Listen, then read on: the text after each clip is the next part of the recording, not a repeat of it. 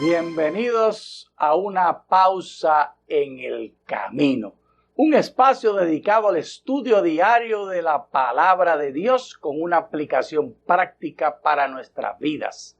Mi nombre es Johnny Ramírez Johnson. Antes de comenzar nuestro estudio para hoy, que está tan interesante, dediquemos unos minutos pidiéndole a Dios su dirección. Amante Dios, al pensar en las promesas y la esperanza de la venida de tu Hijo y la restauración de la paz en el universo, hoy dedicamos la energía a recordar la promesa de la resurrección. Promesa central que traerá reivindicación, restauración y justicia finalmente en este planeta, sobre todos los que han sufrido las cosas injustas. Danos esta esperanza continua. En el nombre de Jesús lo pedimos. Amén. Mi señora madre, la doctora Carlota Johnson Cruz, que ya descansa en el Señor, continuamente hablaba de la segunda venida de Jesús. Y ella tenía la seguridad que Jesús vendría en sus días.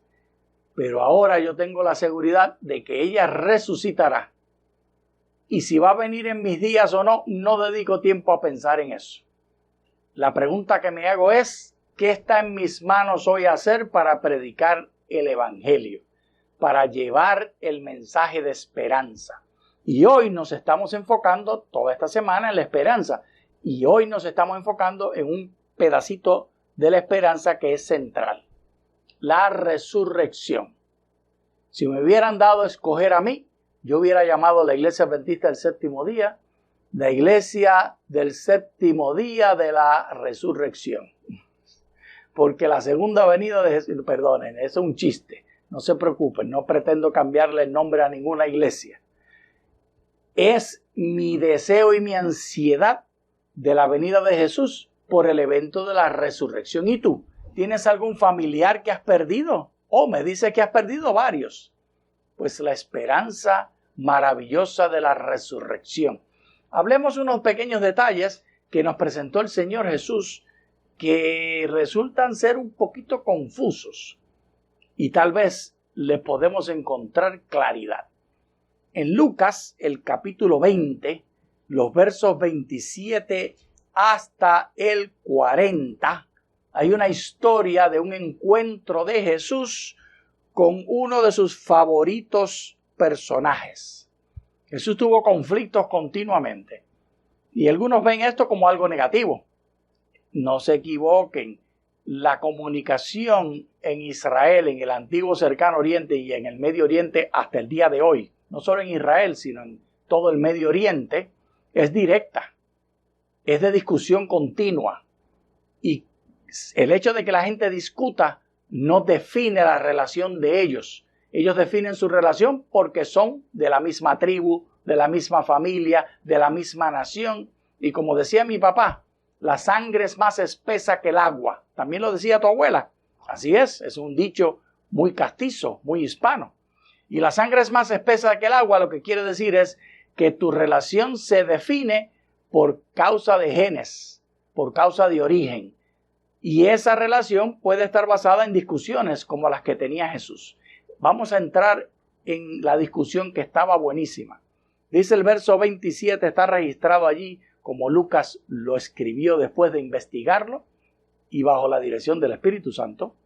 Acercándose entonces a algunos de los saduceos, los cuales sostienen que no hay resurrección, le preguntaron, diciendo, antes de seguir el chismecito que viene y la discusión que tuvo Jesús con ellos, entendamos que en este momento le tocó a los saduceos, pero antes le había tocado a los fariseos y antes a los doctores de la ley.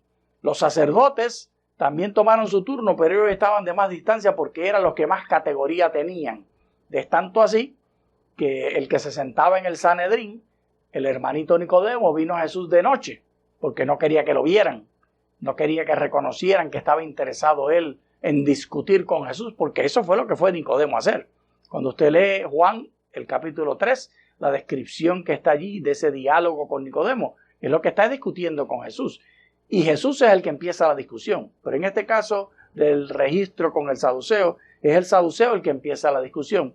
Porque como ellos no creían en la resurrección, le dice: Maestro, Moisés nos escribió, si el hermano de alguno muere teniendo mujer y no deja hijos, que su hermano la tome por esposa y levante descendencia a su hermano. Eso es lo que se llama la ley del levirato. Hubo pues 7 hermanos, y el primero tomó esposa y murió sin hijos. Y la tomó el segundo, el cual también murió sin hijos. Y la tomó el tercero, y así todos los 7, y murieron sin dejar descendencia.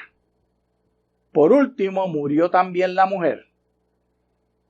Antes de seguir leyendo, permítanme hacer una aclaración que me preocupa que todos tengamos en la superficie.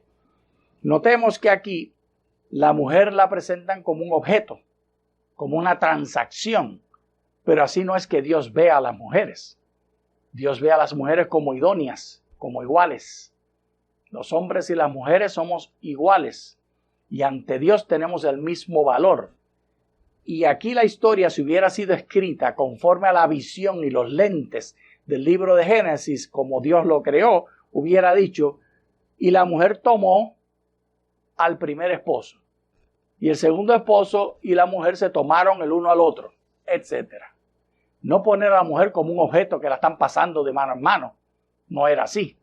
Pero es la historia del saduceo, así que el saduceo la dice como él quiso, y sus prejuicios y su sexismo están allí manifestados. En la resurrección, pues, ¿de cuál de ellos será mujer? Ya que los 7 la tuvieron por mujer. No se le ocurre pensar que la mujer puede escoger el que ella quiera. Que ahora en la resurrección la mujer va a escoger el que más le gustó, el que ella desee. ¿Por qué no podía tener imaginación de esto? Porque no puede imaginarse a la mujer teniendo libre albedrío, como Dios la creó. ¿Y tú? ¿Puedes imaginarte a todos los que están alrededor tuyo con el mismo libre albedrío que tú? Eso debe ser parte de la aplicación práctica para el día de hoy. Pero me avanzo y llegamos a la conclusión. Y Jesús le dijo: los hijos de este siglo se casan y se dan en casamiento, pero los que sean tenidos por dignos de alcanzar aquel siglo y la resurrección de entre los muertos ni se casan ni se dan en casamiento, porque tampoco pueden ya morir, pues como son como ángeles y son hijos de Dios, al ser hijos de la resurrección. Pero que los muertos resucitan, aún Moisés lo enseñó en el pasaje de la zarza, cuando llama al Señor Dios de Abraham, Dios de Isaac y Dios de Jacob, porque Dios no es Dios de muertos, sino de vivos, para que en Él todos viven. Respondiendo algunos de los escribas dijeron: Maestro, bien has dicho, y ya no se atrevían a preguntarle nada. Mira tú este verso. Todos los muertos en Él viven. Esa es tu enseñanza práctica para hoy. Cuando veas la muerte, no la definas como algo terminal. Defínela como vida en Jesús, vida en Dios. La religión, el cristianismo, el adventismo, lo más importante que hace es redefinir la realidad que vives diariamente. La redefine para ti y la redefine para otros. Comparte la esperanza. Dale paz a los que han perdido un ser querido. Recuérdales que Dios no es Dios de muertos, sino de vivos, así como era Dios de Abraham, como lo escribió Moisés, y ya Abraham estaba muerto, y Jesús dijo que Él no es Dios de muertos.